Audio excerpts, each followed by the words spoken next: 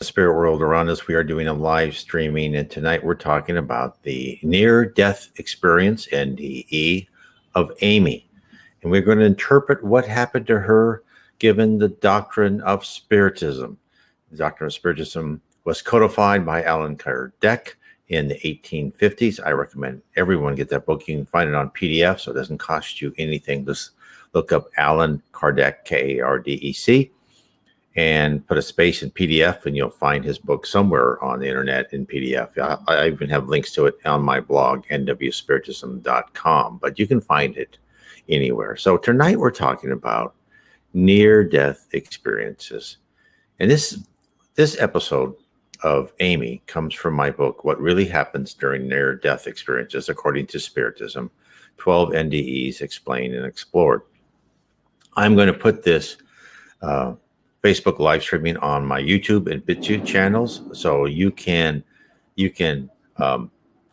look at the description down below on my YouTube or BitChute channel. Please subscribe, hit the bell, and you can get a link to all my books, most of my books. If you want to see all of my books, go to nwspiritism.com.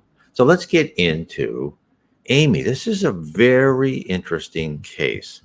Now, she was married and a mother of a 4-year-old at a time she experienced her NDE. She had a chronic pain since she was 17 due to fibromyalgia. Now, Amy had been taking low doses of the medicine prescribed to her, and it still had side effects, and she knew if she took more than what she'd been using, the results would be unpredictable. But feeling that she had nothing to lose, she followed her doctor's exact prescription and took the full dose of medicine to lessen her pain. Well, she quickly fell into a coma. Now, Amy's NDE can be found on the website NDERF, Near Death Experience Research Foundation.org, a website. And I have, but in my book, all about NDEs, that I will go into her actual episode, and we'll talk about it right now. So the cause of Amy's NDE. So she had a good reason to try to lessen her discomfort. Fibromyalgia is a very debilitating disease. According to Wikipedia, what it is, it's called FM or FMS. It's characterized by chronic, widespread pain and a heightened and useful painful response to pressure. And fibromyalgia symptoms are not restricted to pain, leading to the use of the alternative term fibromyalgia syndrome for the condition. Other symptoms include debilitating fatigue, sleep disturbance, and joint stiffness. Some people also report difficulty with swallowing. So it's a very hard disease. So therefore, the day-to-day struggle for Amy must have been immense, and one can well understand the despair and the search for an ultimate solution to her difficult trial. And Amy describes the fast effects of the medicines she swallowed. This is what she says. I went to bed after taking all 3, and within minutes felt myself begin to go numb. Then the inside of my nasal passages swelled up, and I couldn't breathe at all. I couldn't even open my mouth. I was struggling to get air, but could not. My entire body felt like it was mummified. I couldn't call out for help, and it took only a couple of minutes before the struggle was over. So she felt, as others before her, an urge to rise in the sense of leaving it all behind, even her pain. So next is where the story diverges from any others I have read. So she enters a portal where others are also present, and sensing other souls who have been released from their bodies isn't the difference. But what happens next is what she writes. The next thing I remember is pulling through some kind of portal along with many others. I felt like I was in a waiting room. There were many others coming through, and I began to watch them move in.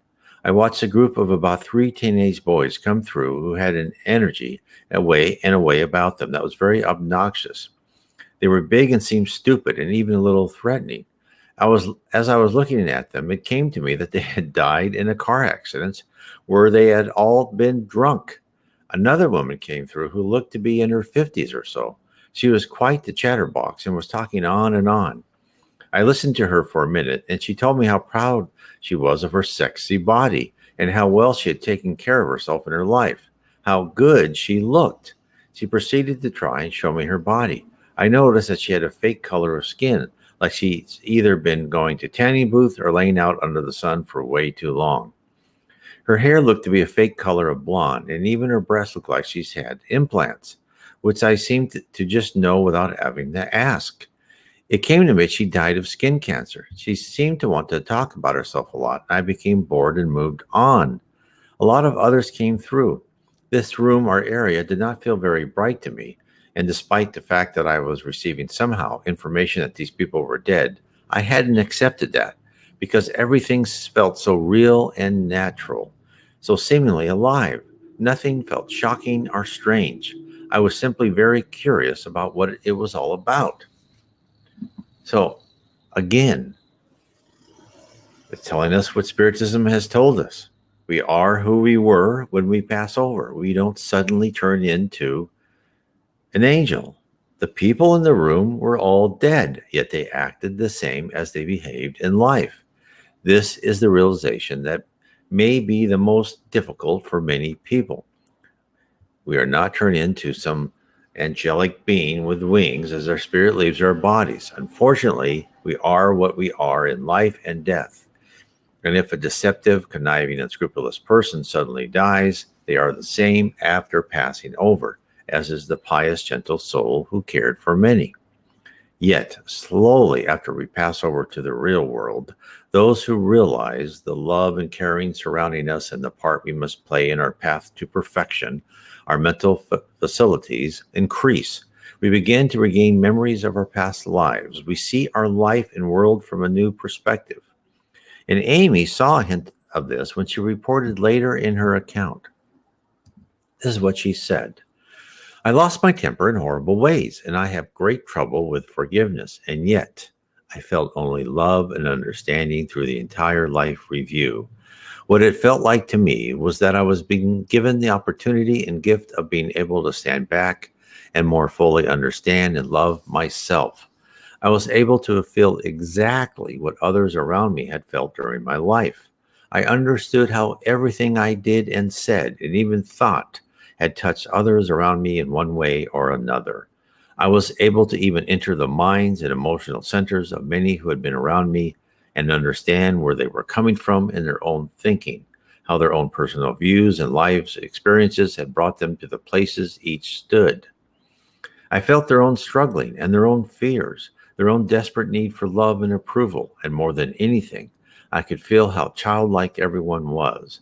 With every person I viewed, including myself, I was able to see and feel with a higher mind and eye, and the feeling I had toward everyone was nothing less than what a loving mother would feel for her own children at toddler age. So I believe how Amy discovers her feelings for all of us on earth is how the higher level spirits who determine our path and guide us appreciate the human race. Chico Xavier told the world that we have no idea how much love God and Jesus has for us all. This should be no mystery. After all, why else would Jesus send his messengers to earth to proclaim time after time how we should behave and believe? Of course, the latest herald being Allan Kardec, who not only codified the doctrine of Spiritism, but revealed the entire spirit world to us, how we arrived here on this planet and why we must reincarnate, and what is life like in the spirit world. Next, Amy met another woman in the room. This is what she said. There was a young woman who came up to me. She had beautiful, almost greenish eyes and the most lovely shade of red hair. She began to tell me about herself. She told me that she had died with a feeling that was similar to drowning, slowly backing out with no way to breathe. And yet I wasn't sure if she actually drowned. While she told me of her death telepathically, I actually experienced at a certain level what she felt. I was able to physically parallel her own memory. She started to give me orders, tell them this, etc., tell them that, etc. She was giving me personal information about herself. I had no idea why, but I politely listened. One thing she said that she wanted me to tell them that I love to sing. She gave a quick impromptu singing performance to those immediately around us, and I thought her voice was beautiful. I was also awed by how she was free during her performance to actually elevate herself and move through space around her without touching the ground. It was like watching an underwater dance without the water. I don't know why I wasn't more shocked, or why I accepted this so well. I noticed how at a certain part of her song, her beautiful red hair seemed to grow longer. I had thought it interesting that she could choose to have longer hair at will. This young woman, maybe close to 19 or 20, also told me she had regretted not hanging in there, how it would have been better to stay and work out her issues.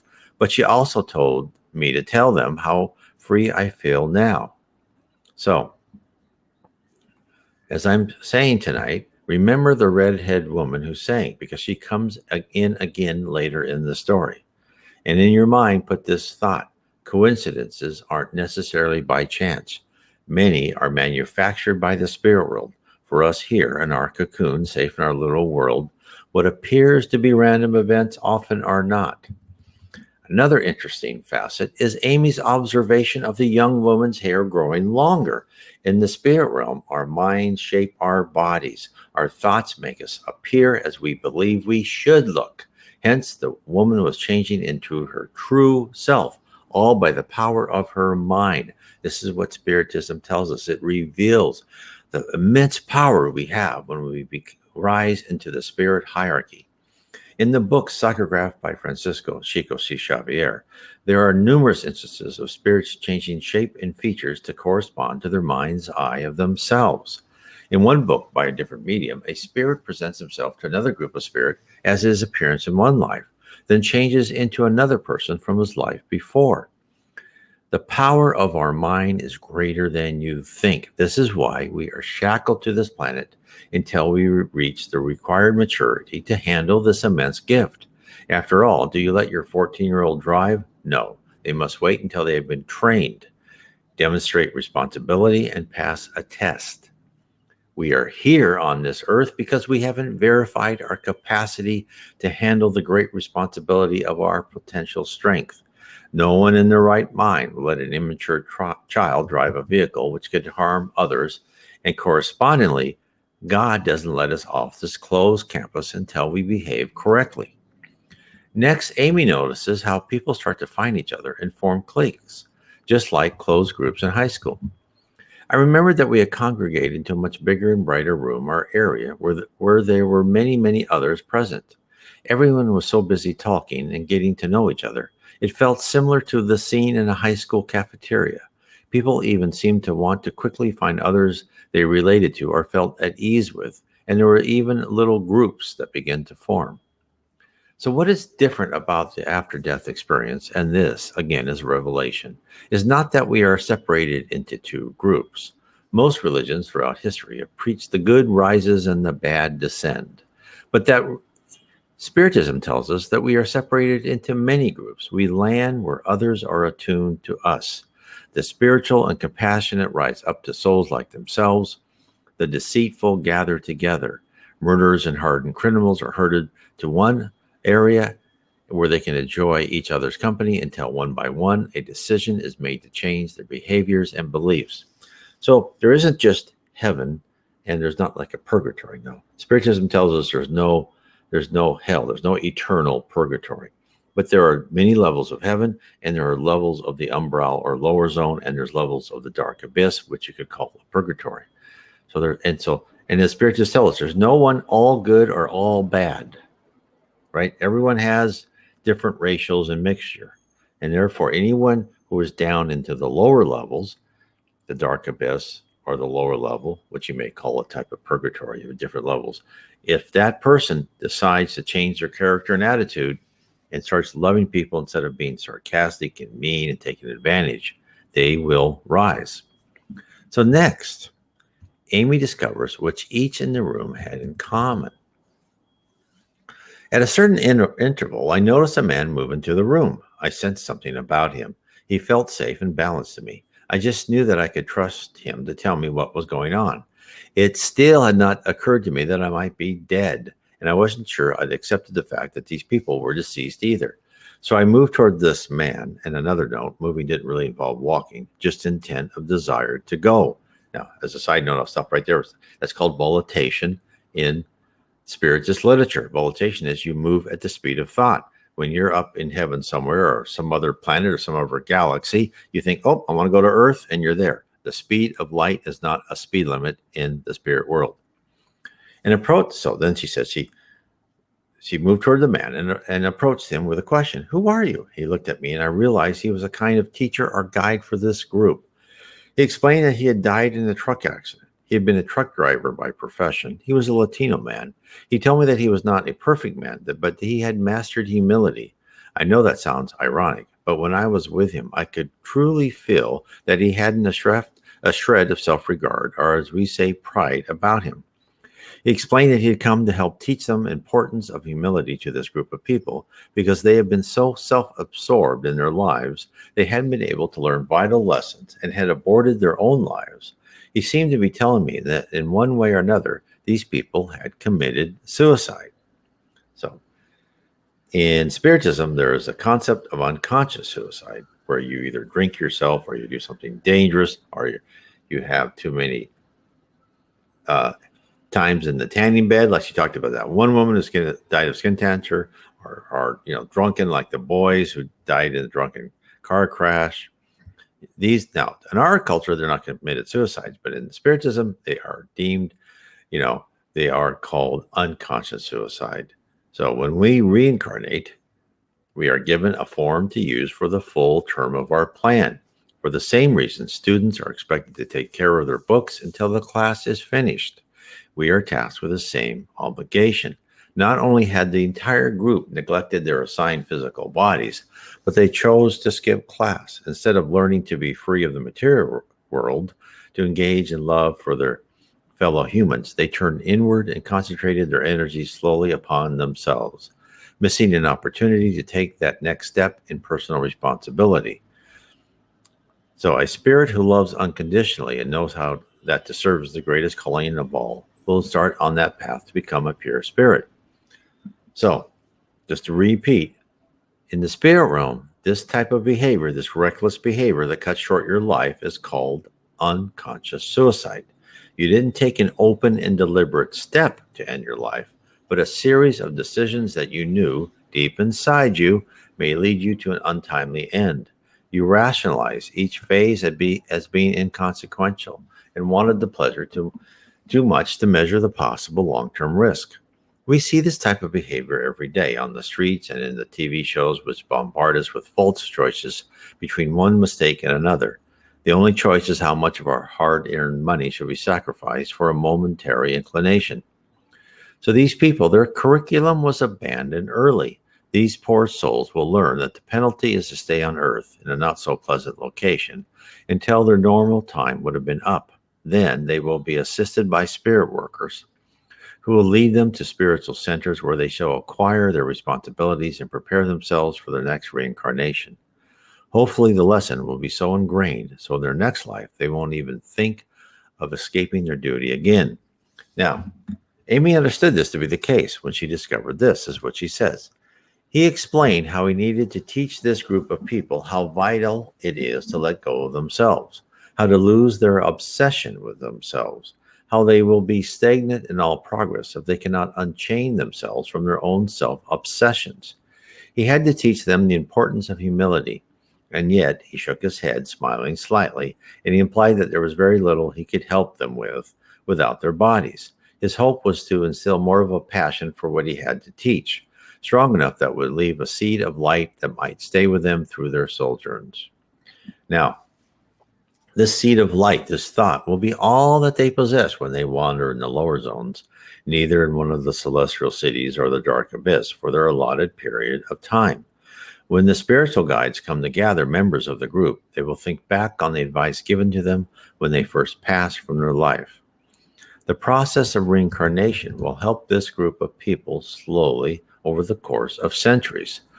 They shall grow in wisdom and caring, each one destined someday to become a pure spirit. Reincarnation, as told to us by Spiritism, and other religions believe in reincarnation, but Spiritism really stresses and tells us the exact reason why we're here on earth.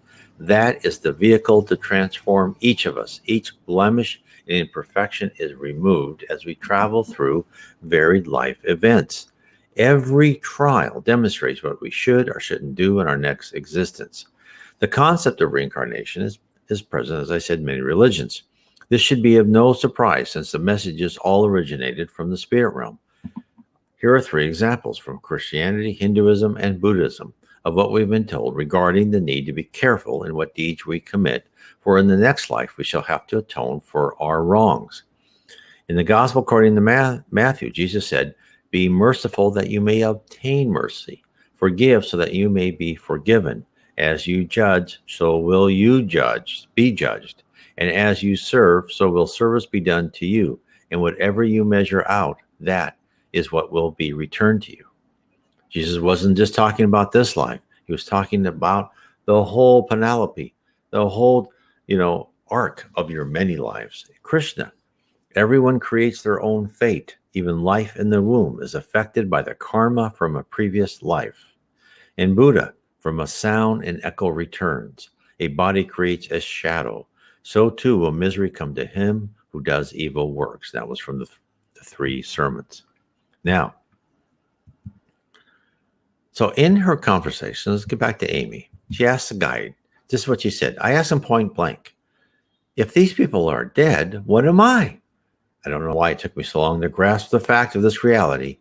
He explained gently, they are dead. You are in between. You are as if in a coma. You're not the same. At this point, she realizes she must leave. She walks through the room towards an exit and has an unpleasant experience. As I moved toward the corner of the room to leave, at least a couple of the drunken, stupid boys suddenly lunged at me with words like, "She's alive, touch her." It was very creepy. They were actually grabbing at me and trying to yank me back toward them. They even tried to make sexual advances. I was horrified. So I now believe that some of the dead, if not all, still have many earthly or worldly desires. Yes, he's beginning to understand Spiritism. Looking back at that part of my experience, I was astounded by how earthly, even animal-like people can be on the other side. One might expect that upon entering through death's door, there'd be a sudden enlightenment, that maybe everyone would realize absolute goodness and choose light and make a fresh start, possibly becoming more angelic and purified. But in that place, everyone came in exactly as they'd been before. So, as I stated earlier, there is no magical transformation upon death. Spiritism tells us over and over again, louts are still the same. They're still louts. People who are rude and disrespectful do not change. This is why we must suffer through our time on earth, for only by experiencing what we should not do can we internalize the lesson so that in our next life we don't commit this error again. So Amy then started to wander into new territory. When I left that initial place, I began to move quickly and I felt I was safe and comfortable. I felt enveloped in love. There was someone tending to me, and I seemed to be at absolute peace with this person. There was so much light coming from that person's face. I could scarcely see any features in detail, but faintly remember slightly wavy dark hair, and I believe this guide was male. But even so, I felt a very maternal sense towards him. It was as if he were like a mother to me. So I hesitate to label him with a gender. I'm not too concerned with that matter, though. I will refer to this guide as male, though, to make things easier for writing purposes. If I knew his name while with him, then it was taken from me upon my return to my body because I no longer remember it. I wouldn't be shocked to discover that much memory was pulled from me in regard to personal details of my guide, because even my faint memories have been proved painful for me and have made me ache to return. I can't imagine remembering more. It would make being here so much harder. So what is she telling us? She's telling us that Amy has felt what others have, immersed in an ocean of love. She was in one of the regions of heaven. And in the regions of heaven, you feel in this environment of love, a feeling which is almost impossible to describe to we here on earth. Our lives are bombarded with a multitude of emotions during our waking hours. Socrates told us of the difficulty to learn and to know the truth while alive. It's what he said. While we have our body, and as long as our soul is immersed in this corruption, we will never possess the object of our desire, the truth. In fact, the body brings forth in us 1,000 obstacles due to our need to care for it. Moreover, it fills us with desires, appetites, fears, 1,000 chimeras. and 1,000 follies, so that, while in it, it is impossible to be wise, even for an instant. However, since it is not possible to know anything purely while the soul is united with the body, one of two things will happen. Either we will never know the truth, or we will only know to come to know it after death. Freed from the insanity of the body, we will then converse, hopefully, with individuals likewise freed, and we will know for ourselves the essence of things. This is why true philosophers prepare themselves to die, and why death is no way seems fearsome to them. So, freed from the insanity of the body is the core truth of what Socrates is telling us. Our ability to concentrate, to give ourselves to love, think fraternally are all restricted due to our encapsulation in our body. Of course, Spiritism tells us this is the plan all along. We are in our physical forms precisely to be affected by waves of emotions. Only by surviving being suffocated by the rushing waters of materialism, jealousy, envy, selfishness, and other negative thoughts can we begin to comprehend how to resist these temptations. Amy also finds out another truth. We aren't allowed to retain perfect memories of our time in the spirit world. Why?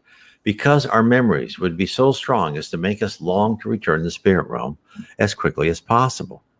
In the book, Between Heaven and Earth, dictated to Francisco C. Xavier by the spirit Andre Luis, a woman named Antonia is given a chance to meet her deceased child, whose name is Marcos. In the spirit world, she finds the child is happy with his life in heaven.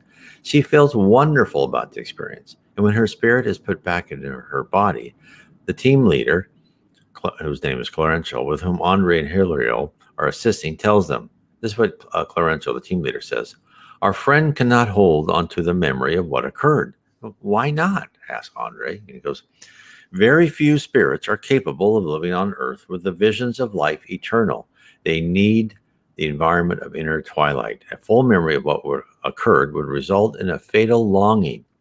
Each stage in life is characterized by special purposes. Honey may be tasty nectar for the child, but it mustn't be given indiscriminately. Too much and becomes a laxative. While we are in the earthly envelope, we cannot stay in contact with the spirit realm too long, or our soul will lose interest in struggling worthily till the end of the body. Antonia will recall our trip, but only vaguely, like someone who brings a beautiful but blurry picture to the living arena of her soul. But she will remember her son more vividly, enough for her to feel reassured and convinced that Marcos is waiting for her in the greater life. Such certainty will be the sweet nourishment for her heart. So if anyone out there has had feelings like this or dreams like this, and I've talked to people like that, hold on to that. You're deliberately, your dreams, it's almost the emotions from your dreams are more important than what you see, because what you see, it's hard to interpret between, 4 dimensions versus our 3-dimensional world. So the message that we are hearing is that contact with the spirit realm is too enjoyable, a feeling of peacefulness and love that we would constantly long for if we remembered its existence. One of the reoccurring themes of NDEs is the person who is in contact with the spirits tell them that they wish to stay and not to return to their life on earth, but in the end are told, you must go back. It is not your time yet. So next, what happens to Amy? Well, she was given the great gift to be able to sense the universe as the spirit does. This is what she says. We were traveling upward, I suppose. My own vibration was changing. There was a big change in frequency, like I was turning into a different radio station on a grand scale.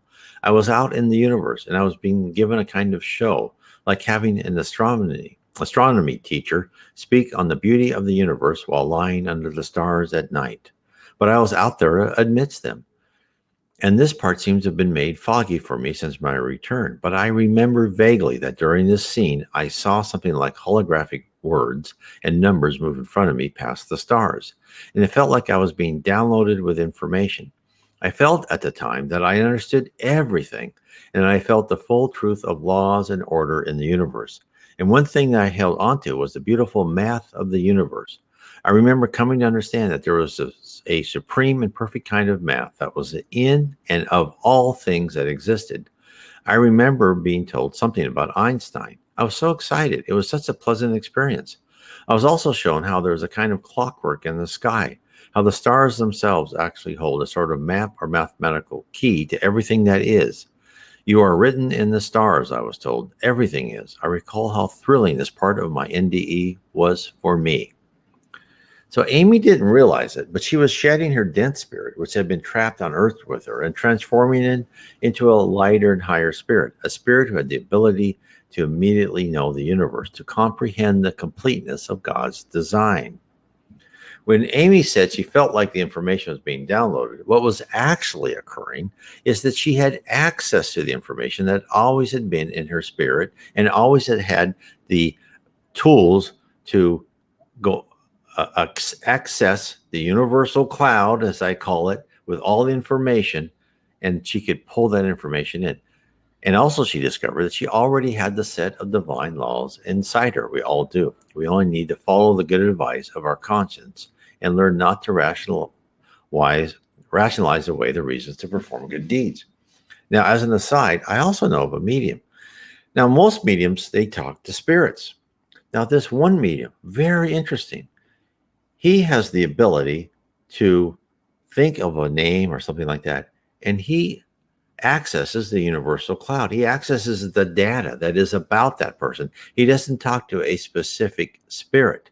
He is able to access the data and get really, he told me things about himself that only he could know of what is going on. So there's so much out there. And this is when they say is math. I keep saying, spirits call us, that we're personalities. We are this logical, apparatus. You can look at us like we are a cell phone, and as we rise in heaven, we get more and more apps, and we can communicate with more and more places. And we each become unique, our own characteristics, our personality, and God and Jesus make sure that, even though we are all this superhuman, perfect soul at some time with enormous power, we all have our unique personality and characteristics. Now, with all this newfound information, Amy is finally able to grasp why we are here. This is what she says. I had been taught in my life that we had but one life to live.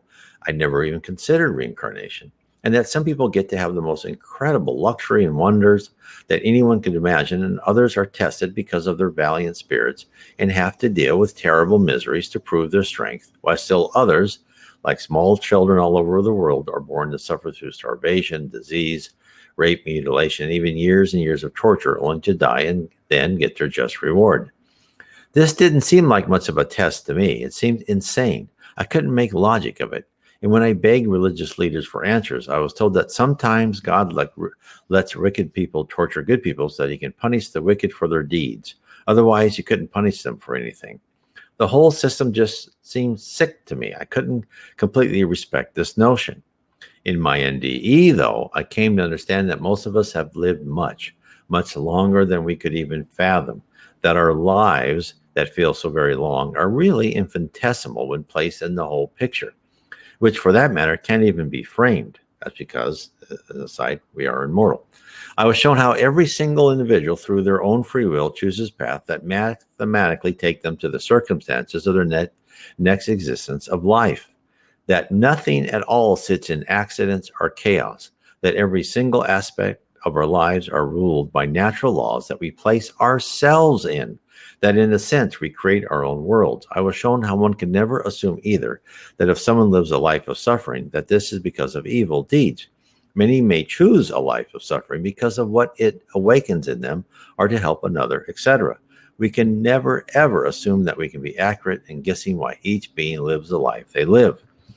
I cannot describe the relief, the refreshing, peaceful balm that this knowledge was for me, to finally gather this truth that I'd yearned for all my life, that all is good, that there is a sense and beauty all around, that no one is just free-falling as it has seemed before, that God doesn't just get to toy with us as he pleases with random ideas of test, including rewards and punishment that just depend upon his current mood or mindset. While in this experience, out in the vast knowledge of stars and planets, moons and knowledge, I knew complete trust for what it felt like the first time. This was bliss for me. I had lived in fear and distrust and panic for 30 consecutive years. What Amy just said put the kernel of the doctrine of Spiritism into two distinct paragraphs. We travel through multiple lives. Each life is a series of planned events. Like an undergraduate list of classes required to graduate, you, the student, is shuffled from class to class, where hopefully you pick up something valuable from the lecture. And if you don't, well, then you get to retake the class. What you think are life-changing decisions are set up for you. Coincidences didn't lead you to the present situation. The spirit world, in partnership with you, most often, laid out a blueprint. Random encounters weren't so random. The people who you were raised with, brothers and sisters, aunt and uncles, and parents, weren't by chance. In one sense, this is a bit frightening. The foreknowledge that our life on earth will contain suffering and at times. On the other hand, is extremely exciting. You are being trained. Your destiny is to be a higher spirit, to live forever in the bliss described by Amy. Now, next, Amy is blessed with the opportunity to review her life, a practice so few of us perform with complete honesty and self-awareness, me included. This is what she said. My guide stood by at a certain time. It was very difficult to me to place any of this in chronological order, as time felt so different there. It was almost as if many things happened at once and yet separately. So there are parts of this experiences I can't honestly place in any order. That's because there is no time in the spirit world. You'll see the whole flow of time. I go through this in many other videos in my YouTube and BitChute channel, talking about time and how the different dimensions are, and also in my books, my series of 3 books, Heaven and Below, Spirit and the Spirit Universe, and How We're Guided by Spirits. But I'll talk more about those books later. Let me finish what she says. So, he lovingly stayed as my support while I had a kind of life review. I never felt chastised at all, even though I know I've been very cruel at times and have hurt many people. I've lost my temper in horrible ways, and I've had great trouble with forgiveness, and yet I felt only love and understanding through the entire life review. What it felt like to me was that I was being given the opportunity and the gift to be able to stand back and more fully understand and love myself. I was able to feel exactly what others around me had felt during my life. I understood how everything I did and said and even thought had touched others around me in one way or another. I was able to even enter the minds and emotional centers of many who had been around me and understand where they were coming from in their own thinking, how their personal views and lives experiences had brought them to the places each stood. I felt their own struggling and their own fears, their own desperate need for love and approval, and more than anything, I could feel how childlike everyone was. With every person I viewed, including myself, I was able to see and feel with a higher mind and eye. And the feeling I had toward everyone was nothing less than what a loving mother would feel for her own children at toddler age. It was actually comical at moments. I could see and feel how the elders, as I will call them, there are those who are helpers on the other side, who have mastered themselves in many or all ways and help work with us, see us and find so much humor in the way we do things. It might seem brutally annoying to consider when we are in the midst of a great argument or drama that is playing out in our lives, that the elders view these things very much like when a mother sees her 2-year-old scream and cry and bop another child on the head with a stuffed animal. The mother doesn't want her child to fall apart and become hysterical and cry. She feels for her child, but at the same time, she sees a little bit of comedy in how seriously the child takes what is usually a trivial drama. She continues to love her child and think the world of it, hoping it will go on enjoying the day, living and learning. So what did Amy just tell us? She presents us with 2 vital facts about ourselves and the spirit world.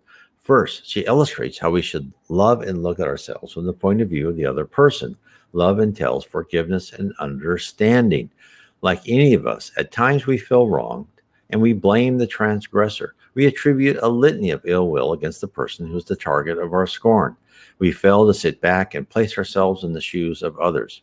Yes, sometimes there may be a true desire to inflict harm, and even for this we must forgive, since that desire usually comes from some tragedy in the person's past. We should understand the difficult trial that they are in and pray for their eventual success. But for most of the time, the transgression is an innocent oversight. We should realize how all of us are constantly distracted by the vicissitudes of life and often lack the resolve to fully examine our actions upon others. Secondly, Amy echoes a sentiment of the spirit world that I have read in other spiritist books. We are looked upon as children, barely able to decipher between right and wrong. And when we reincarnate, the hopes are high, but the expectations are low. Unfortunately, as reported in spiritist literature, the vast majority of us fail to fully utilize the opportunities presented to us. We waste the effort on surviving the trial by feeling sorry for ourselves and turning inwards instead of using the opportunity to help others more. Since we are required assistance, and that we now realize what people really need: a helping hand, a kind gesture, or a shoulder to cry on. Whatever occurs, positive thoughts are continually sent our way by the higher spirits, cheering us on and gently guiding our movements toward the next lesson. Now, let's talk about the next phase when Amy returns. With her newfound knowledge, Amy felt comfortable and at home. It was a sharp jolt when she was told it was time to return.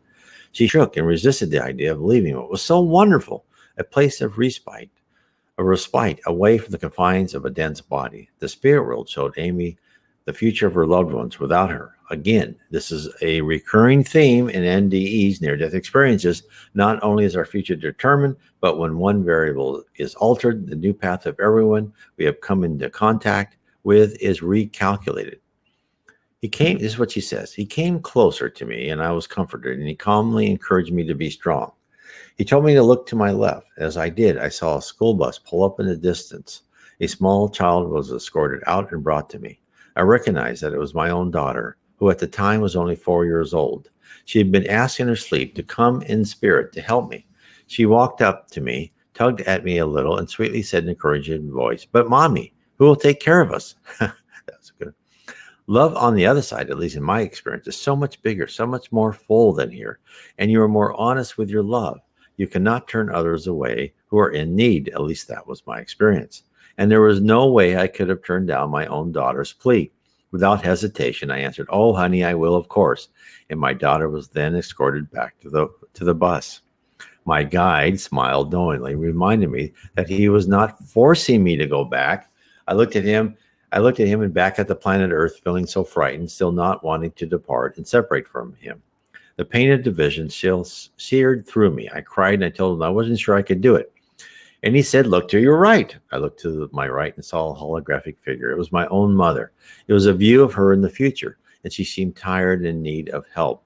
I will not go into detail here because I want to respect her privacy, but I felt myself lean towards this futuristic hologram with a desire to touch or help it somehow, even though it wasn't presently occurring. It felt alive to me. And I noted that as I leaned forward toward her, that I was a gardener wanting to prune some foliage. The hologram faded out and my guide said, "See, it is time. You want to go."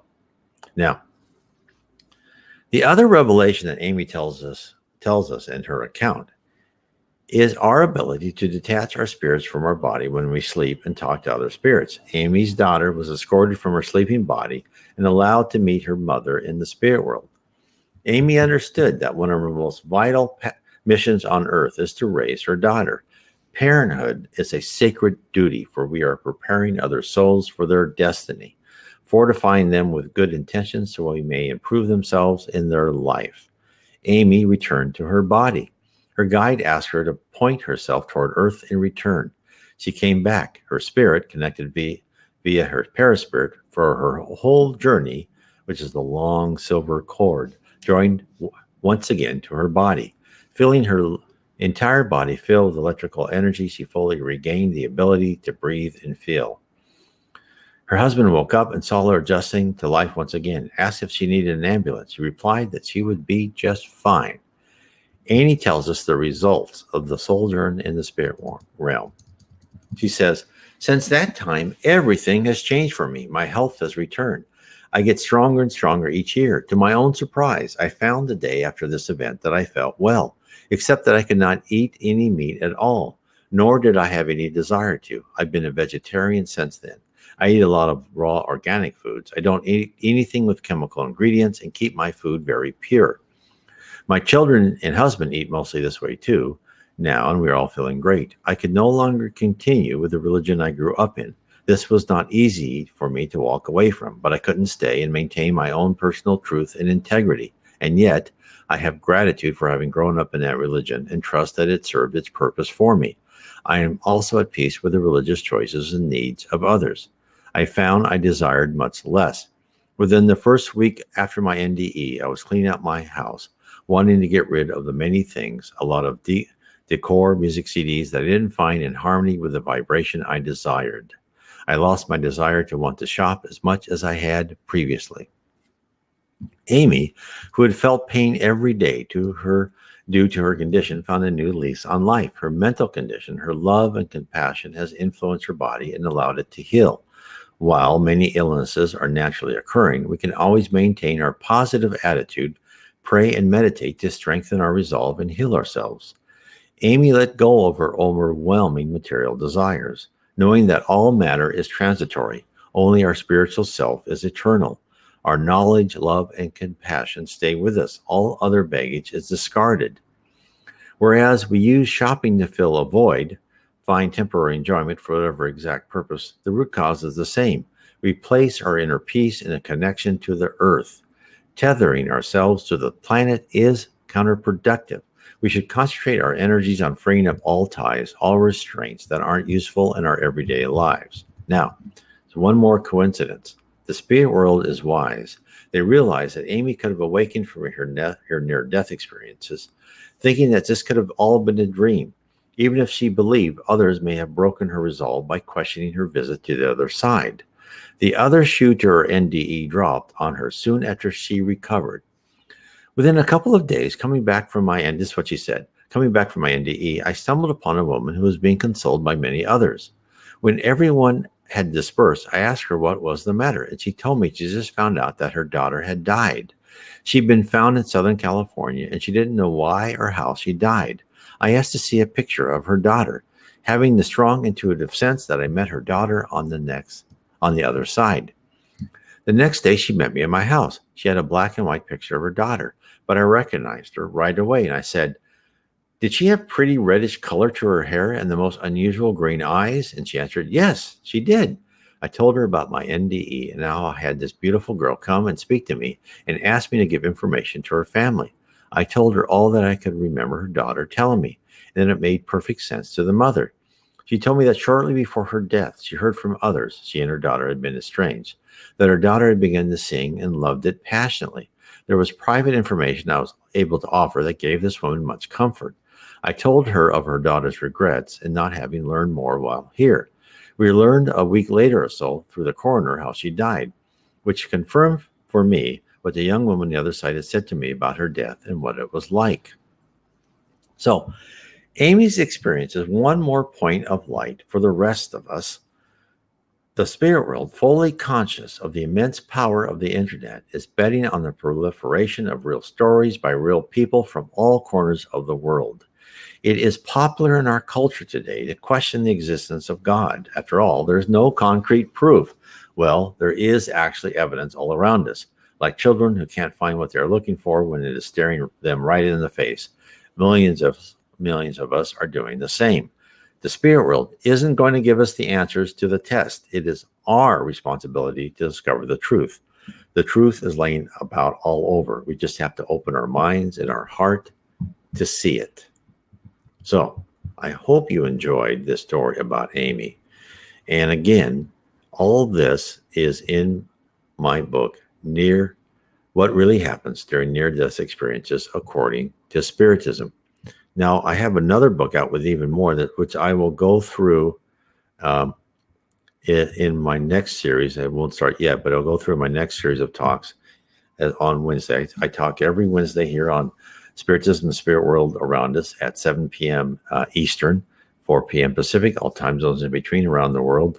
And I will continue to talk more and more about near-death experiences. And the next book I have is The Spirit World Talks to Us, 12 Accounts from Near-Death and Other Experiences.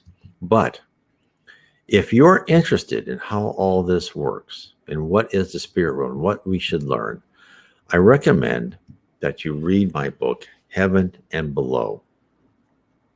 And in fact, I have, it's a series of 3 books: Heaven and Below, Book 1 of Spiritism; How We Are Guided by Spirits, Book 3 of Spiritism; and Spirits and the Spirit Universe.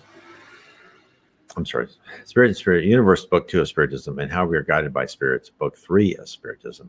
And in it is all the information that we have been able, and I have been able to glean from different mediums who have talking to many high spirits, all on, in conformance with the Spiritist doctrine, all the way starting from Allan Kardec in the 1850s. Spiritism was codified by Allan Kardec by using.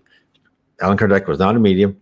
He posed the same question, 1,019 questions, to multiple mediums throughout Europe, and he did not codify his book, the Spirits book, unless he got similar or the exact same message from the books. So